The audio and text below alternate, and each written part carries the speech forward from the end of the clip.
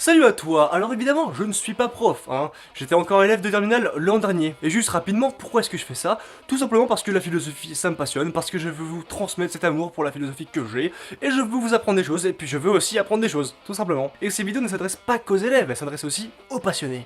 Voilà, bref, c'est parti. Suis-je libre? Es-tu libre? Mais qu'est-ce que la liberté? Comment expliquer que je suis libre? Et comment expliquer que je ne suis pas libre? La capacité de faire des choix est-elle source de liberté? Mais ces choix ne sont-ils pas imposés par une entité supérieure? Ouh là là là là là là. Tant de questions. C'est pour ça que nous allons parler de la... Alors, avant tout, qu'est-ce que la liberté? Si je prends mon petit Larousse, j'ai plusieurs définitions. Liberté. État d'une personne qui n'est pas soumise à la servitude. État d'un être qui n'est pas retenu prisonnier. Possibilité d'agir, de penser, de s'exprimer selon ses propres choix. Autonomie. Philosophie. Faculté de l'homme qui se gouverne selon sa raison en l'absence de tout déterminisme. Waouh. Oh.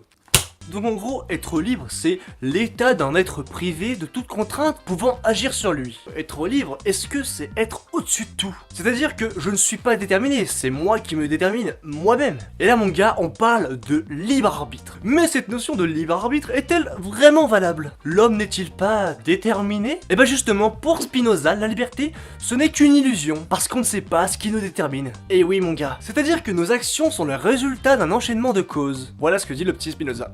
Et donc selon le petit Larousse, être libre c'est agir en fonction de ses propres choix. Mais un homme ayant conscience de la mort, c'est-à-dire presque tous les hommes, eh bien il n'agirait pas en fonction du fait qu'il faut réussir sa vie, qu'il faut profiter de la vie, parce qu'il sait qu'il va mourir. Parce qu'on va tous crever notre race, ça c'est vrai, ça c'est une vérité, faut le dire d'ailleurs, oui. Mais si l'homme était exempté de la mort, immortel quoi, il n'agirait pas ainsi. En fait la mort elle oblige l'homme à agir d'une telle façon, à penser d'une telle façon, puisque la pensée elle influence nos actions. Bon après quelqu'un qui n'a pas peur de la mort...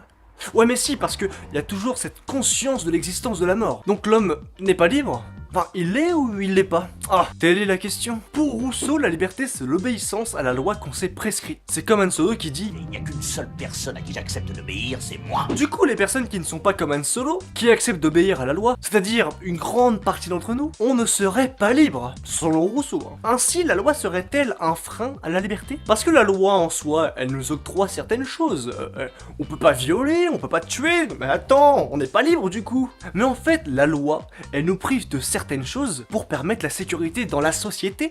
Et ouais, on nous diminue notre liberté pour éviter qu'on soit encore moins libre. C'est sympa quand même. Ah, c'est gentil. Merci beaucoup. C'est gentil. En fait, la loi, c'est la condition nécessaire à la vie en société. Et là, mon gars, on parle de la liberté collective. En gros, ma liberté s'arrête là où commencent celles des autres. Pour Monsieur Rousseau et pour Monsieur Kant, il ne peut y avoir de liberté sans loi. La loi, elle encadre et elle offre des libertés. Liberté de pensée, liberté d'expression, et puis il y a des droits aussi. Parlons d'ailleurs du droit de vote. Alors voter est un droit, certes, mais est-ce un choix libre? Votons-nous pour qui nous souhaitons? Est-ce que la personne pour qui on vote, est-ce qu'on adhère à 100% à ses idées?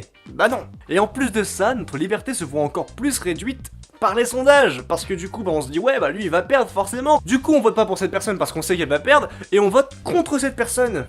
Ah là là là là. En fait, on nous impose des candidats, tout simplement. Mais beaucoup de personnes sont conscientes de cela, et puis la majorité d'entre nous l'acceptent sans problème. Nous acceptons la liberté sous contrainte. Mais pourquoi est-ce qu'on accepte cela? Pourquoi est-ce qu'on choisit l'état sociétal et non pas l'état naturel, hein, qui n'a d'ailleurs jamais existé pour l'homme? Eh bien tout simplement parce que on est naître à l'état sociétal. On nous impose cet état. Super, c'est sympa, merci, bravo. Du coup, on peut en venir à la pensée stoïcienne. Pour eux, en fait, il faut accepter toutes les choses dont on ne dépend pas. Ouais. Être libre, c'est être indépendant intérieurement. Dans le Vaussaire. C'est-à-dire que tout ce qui se passe autour de nous, dont on n'a aucune influence, et ça doit pas nous impacter. Le train est en retard, eh bien, c'est pas grave, je ne vais pas râler, je vais rester stoïque, parce que je n'ai aucun pouvoir là-dessus. Un proche meurt, eh bien c'est pareil, je ne vais pas me mettre à pleurer, enfin je peux être triste, je peux si je peux, mais je ne peux rien y faire non plus, c'est pas de ma faute, je n'ai aucun pouvoir là-dessus, c'est le cours des choses. Mais du coup, être libre pour le stoïcisme, c'est pouvoir se déterminer soi-même, uniquement par la raison, sans être influencé par l'intelligence non déviée par la passion. D'où le terme que vous connaissez évidemment, être stoïque, c'est-à-dire bah ça quoi.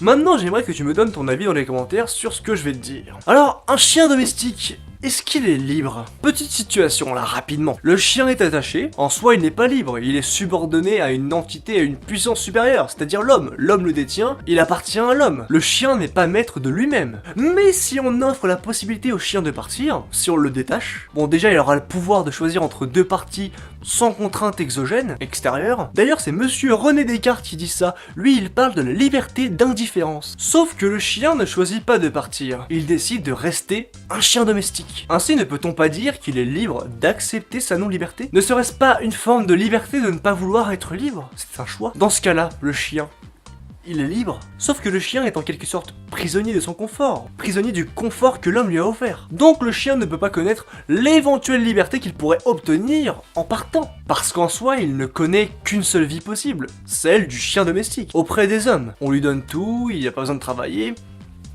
Tranquille le gars, pépère. Ouais. Le chien serait alors prisonnier de cette vie. Alors, il est libre ou il l'est pas?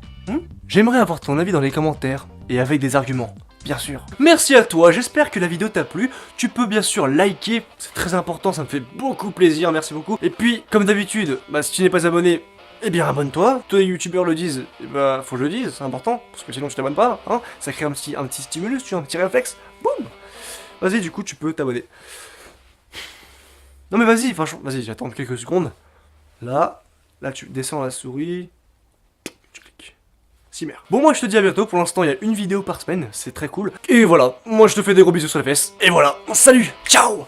Jean-Pierre Pernaut vous dit que vous pouvez vous abonner à la chaîne YouTube de Les Murs de Murs. Voilà, c'est gratuit, c'est pas cher, et c'est bientôt un reportage de Michel Lafoy.